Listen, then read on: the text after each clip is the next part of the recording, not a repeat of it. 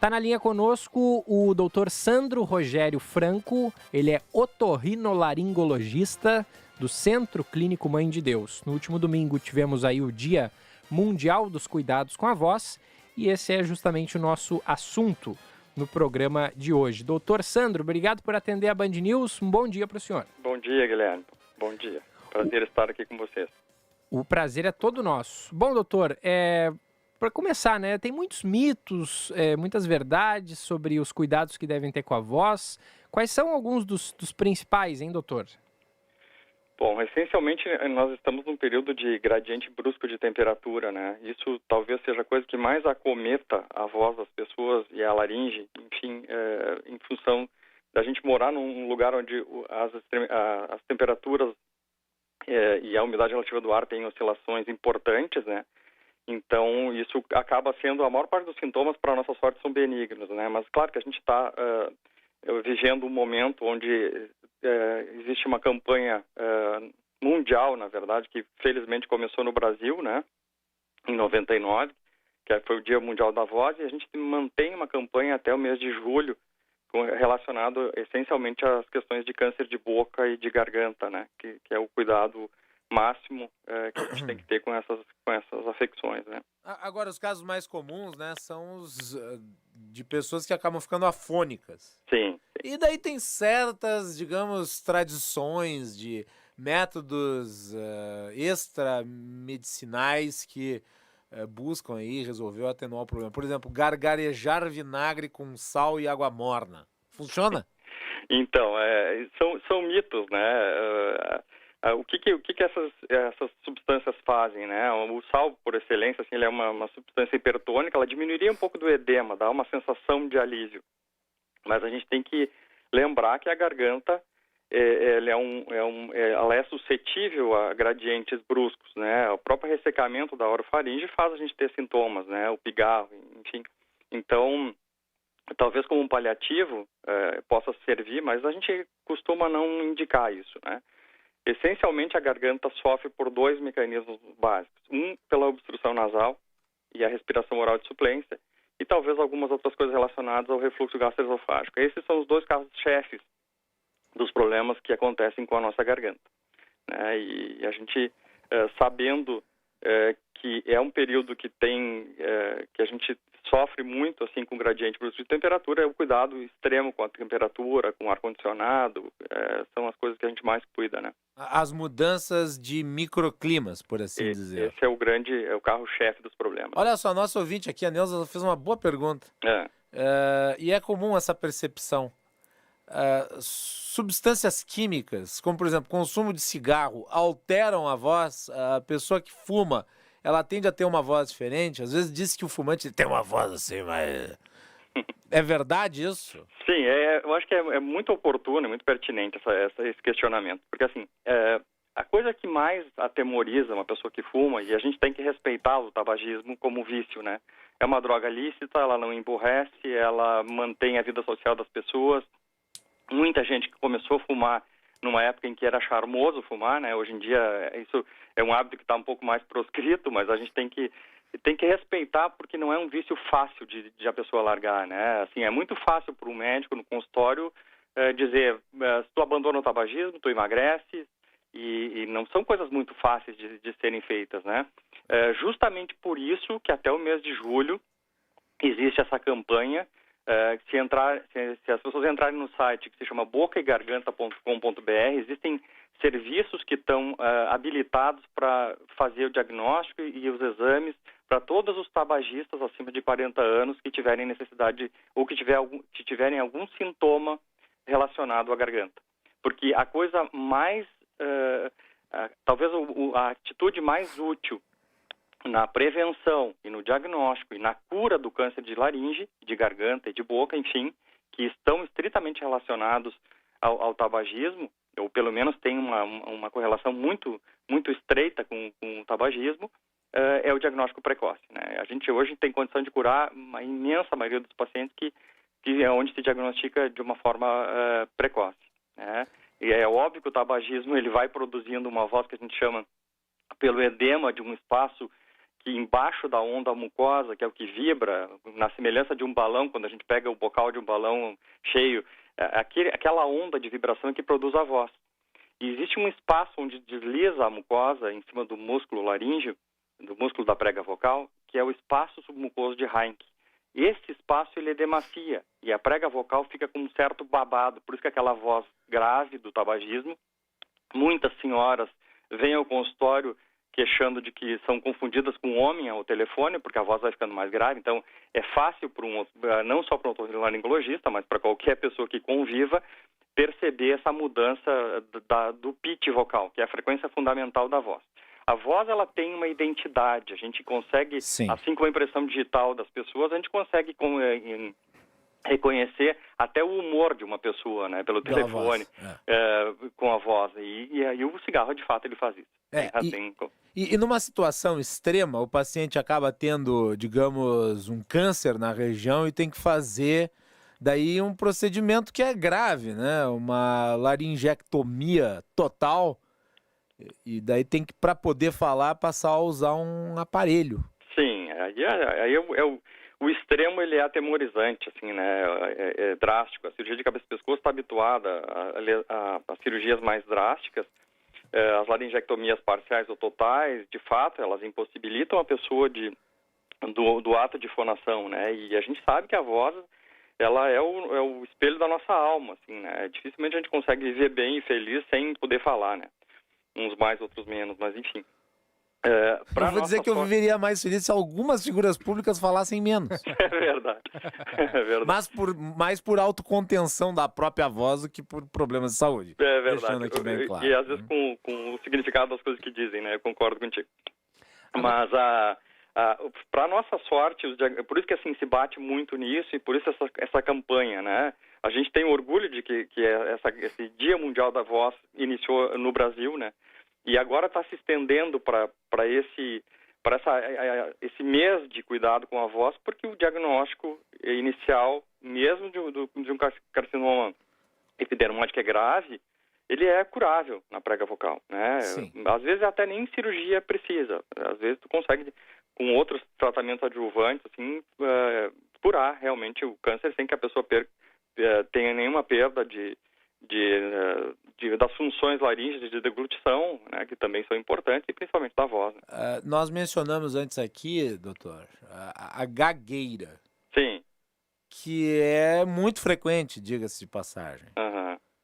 Como é que o senhor, que é otorrino, lida com pacientes que têm isso? O que o senhor recomenda? A fonoaudiologia, ela é uma solução possível? Sim. Sabe que assim, ó... Eu estava citando aqui que o James Earl Jones, que faz a voz do Darth Vader, ele disse em entrevista que ele era gago. E ele corrigiu a gagueira no limite do possível. Entendi. Assim, ó, se a gente pensar a laringe como órgão fonatório, talvez evolutivamente seja a coisa mais moderna que o homem tem, né?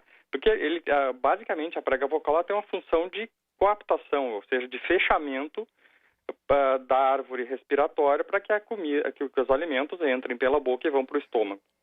Sim.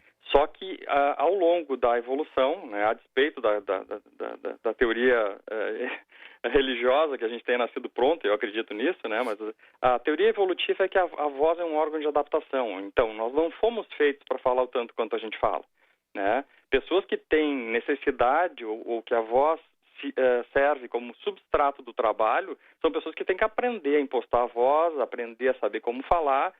Alguns nascem com um talento ou com um dom. Eu te confesso que eu não consigo cantar, por exemplo. Se eu for cantar, além da catastrófico, eu vou ficar disfônico. Então eu aprendi a impostar minha voz para uso no meu dia a dia. Quisera que outros tivessem o seu senso crítico. É verdade. Mas a verdade é que assim, e aí entra, respondendo a tua pergunta, a gagueira é um dos problemas fonatórios que a gente tem, né?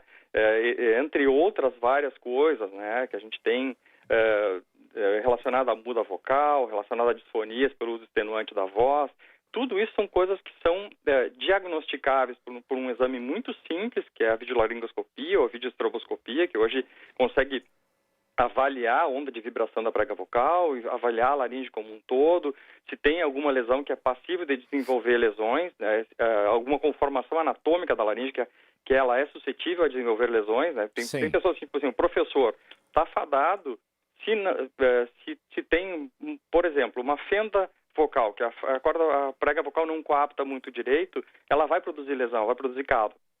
E as pessoas estão fadadas a ter lesões. Então, um diagnóstico otorrinolaringológico e aí o acompanhamento fonoterápico, ele é imprescindível. A avaliação fonoterápica e o tratamento fonoterápico são coisas imprescindíveis. E dentro desse rol entra a gagueira, né, só para não te deixar sem resposta, mas também com relação a coisas de ordem psicoemocional. A gente sabe que a gagueira ela passa muito por esse viés aí de ansiedade, de outras coisas cognitivas, enfim.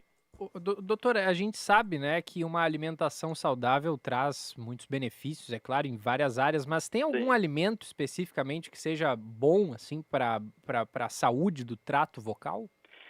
Então, sabe que são perguntas bem pertinentes. A gente ouve muitas pessoas que usam a voz, assim, tipo cantores, né? A pessoa tem aqueles hábitos, né? Eu vou comer maçã porque a maçã é astringente. De fato, a gente sabe que alguns alimentos, eles ajudam a lubrificar a mucosa respiratória e alguns alimentos, tipo de origem láctea, né? Eles produziriam um muco mais espesso, facilitariam o acúmulo de pigarro, que aliás é uma coisa deletéria para a prega vocal, né? A gente ficar pigarreando.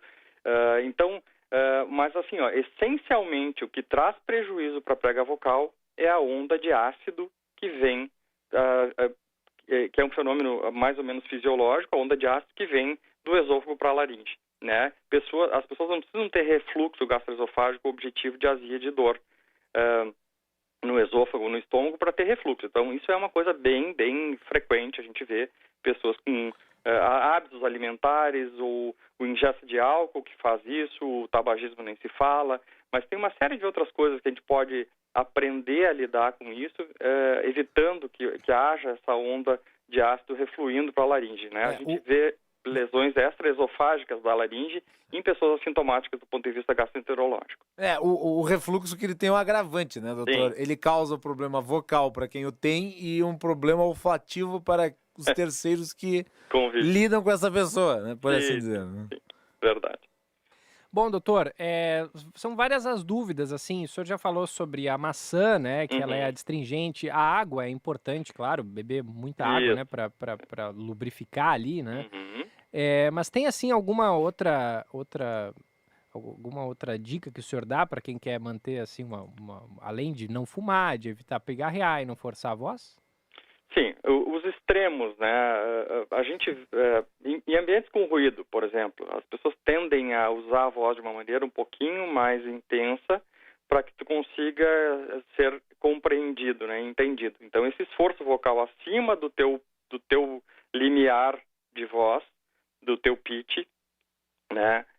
Ele produz lesões, então não dá para a pessoa comer maçã e ir para o estádio de futebol e gritar lá desesperado para que na segunda-feira esteja esperando que na segunda-feira esteja com a voz boa, né? Então essas coisas a gente tem que cuidar. E tem uma outra coisa que é essencial. Então tomar bastante líquido para hidratar, ótimo. Os alimentos, assim, não existe um alimento milagroso que melhore a tua voz. Mas tem uma outra coisa que é essencial para a vida, não só para a laringe, que é o nariz.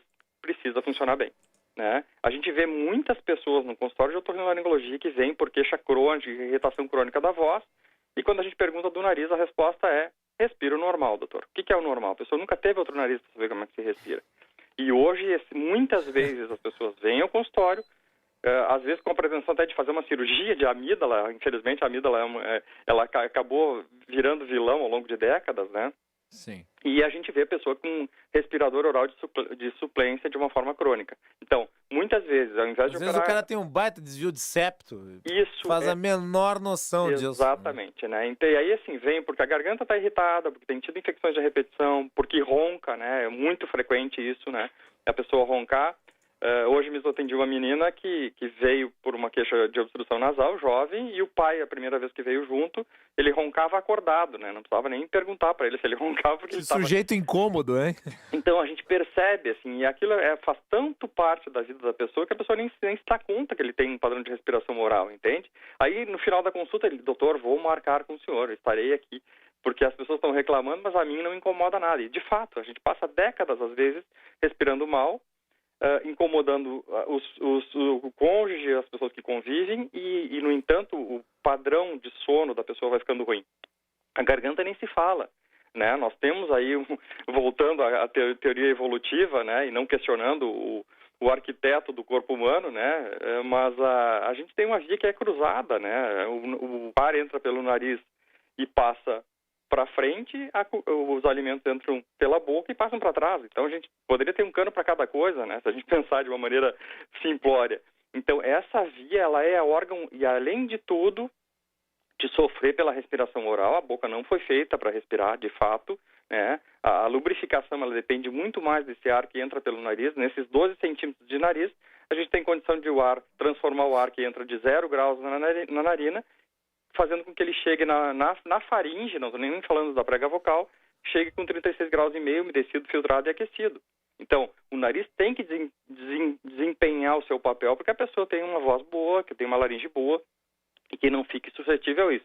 Às vezes, a gente tem um padrão de respiração durante o dia adequado, mas dorme de boca aberta. Isso também não é suficiente. Né? Então, se a gente for elencar de todas as coisas que a gente está conversando aqui, importância de cuidados, o nariz tem que funcionar bem e cuidar as coisas relacionadas ao refluxo e hábitos alimentares. Acho que sem falar do tabagismo, que, claro, de novo, vou reforçar aí o convite às pessoas que segundo a opção que a gente tem que respeitar, né? Assim, a opção da pessoa é continuar fumando, ou por não conseguir, ou porque de fato aquilo dá prazer.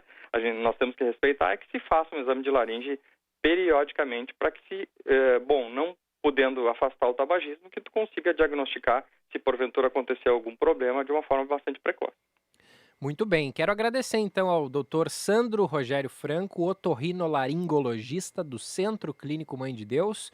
Muito boas as suas dicas, doutor, essas coisas que o senhor esclareceu para a gente. Obrigado pela participação e um bom trabalho. Eu que agradeço. Só para corrigir, meu nome é Sandro Rogério Faco. Se alguém me procurar por Franco, não vai encontrar ninguém no Centro Clínico. Entendi. Então tava errado a minha colinha aqui. Não há problema nenhum. Perdão, doutor. Foi um prazer. O prazer é todo nosso. Um grande abraço. Obrigado, viu? Até mais. Até mais.